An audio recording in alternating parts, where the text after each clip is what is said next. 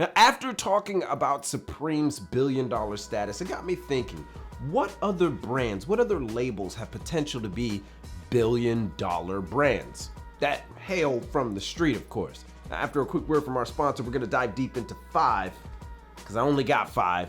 Anyway, let's get it. This episode from The Casual is brought to you in part by Squarespace. From domains, templates, and themes to analytics and award-winning customer service, Squarespace delivers it in an all-around package so you can get started in no time. I should know, we've used it right here at The Casual. It's pretty amazing. So go ahead and use our code squarespace.com/thecasual to save 10% off on your first purchase and get that site started today. The time is now. You know it's the time. Go ahead and get to it. And now, on to the show. What's up, everybody? It's your boy Reggie Casual, and today we're talking billions, billies, a stack, a lot of money. But it takes a while to get to a billion, so this is just a potential 5 if the cards are played right. Coming in first, we have Bape. Now, Bape is owned by IT at the moment, so the head company more than likely already has billions, but Bape itself is certainly not worth that much. Think about it like this: when it was sold for literally $2.8 million.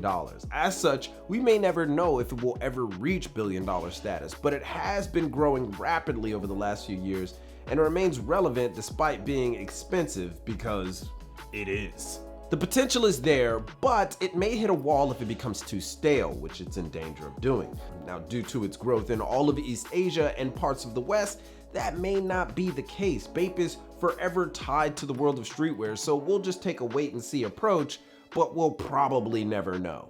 And unless it does make a billion, then they'll just scream it from the rooftops.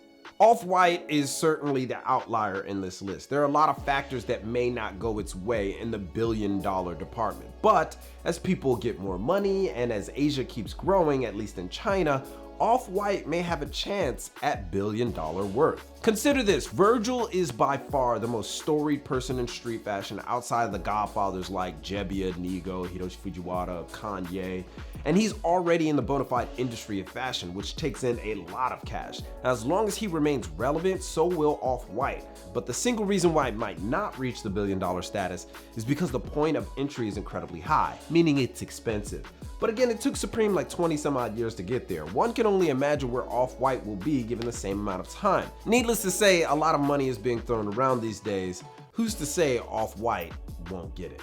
Palace is definitely in the mainstream now and is growing exponentially. Cats in the UK will claim that they're so off it now, bruv. Can't say, I'm not gonna even try.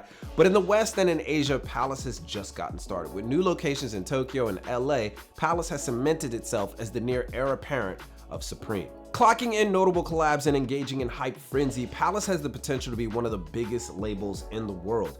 And I'd also like to point out that James Jebbia, the 50% now owner of Supreme, is an Englishman, and Palace is from the UK. So what is it about the UK that produces ridiculously popular street fashion labels and figures? I mean, it's crazy right now. I would like to know that information. Maybe I need to go to the UK and figure all this out. That said, Palace's growth suggests that it could follow the same trajectory as Supreme, growing to the point where an investor will offer a hefty sum that they simply cannot refuse, because that's exactly what would happen. Noah is another label that could reach a billion and only enters this list because it could, but it most likely won't unless Brendan hangs it up. Noah falls in line with Supreme as its older bro, because Brendan Babenzian used to be the creative director of Supreme, and is a natural transition for those mired in Supreme and realize, hey, I actually need some tailored clothes once in a while. That's Noah's best pitch. It maintains the skate roots while being more mature. So investors will likely see the value in Noah as time goes by and as Gen Z moves into adulthood untethered to past rules on formal decor. But Brendan most likely won't be moved by money. His entire goal with his brand is to set forth a more conscious attitude towards style, sustainability, and consumerism. He even shutters Noah's doors, both physically and online, on Black Friday, and absolutely refuses to engage with hype. So while Noah's value is certainly something to keep an eye on, Brendan has other plans in mind, and it seems that it may keep it from the billion-dollar status. That doesn't mean it doesn't have the potential to be. And finally, Kith. Kith has the potential to be huge, and if Ronnie doesn't know it already, he should. He will know it. Starting in 2011, the label itself has a ways to go, but with more money circling the wagons, one would be silly not to have Kith in the coveted billion-dollar combo. Kith is a store, a brand, and a lifestyle that works. Started with sneakers, has amazing collaborations, and continues to defy the odds by being just as relevant as Supreme without the tongue-in-cheek moments. Also, Kith is just the brand you love to love. It keeps things simple while introducing the community to new designers, new apparel, new ways of looking at things, and Ronnie also is just a likable guy. But likable doesn't get you to $1 billion.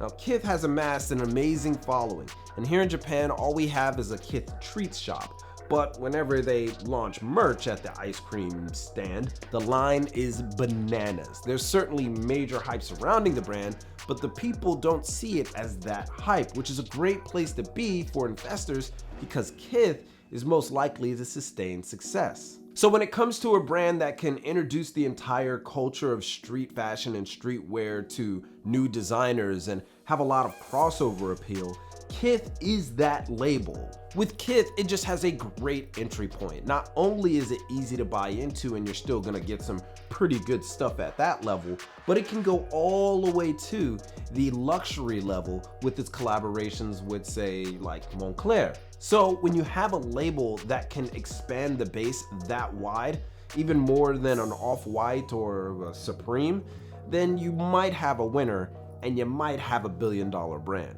My bets are on Kith for sure.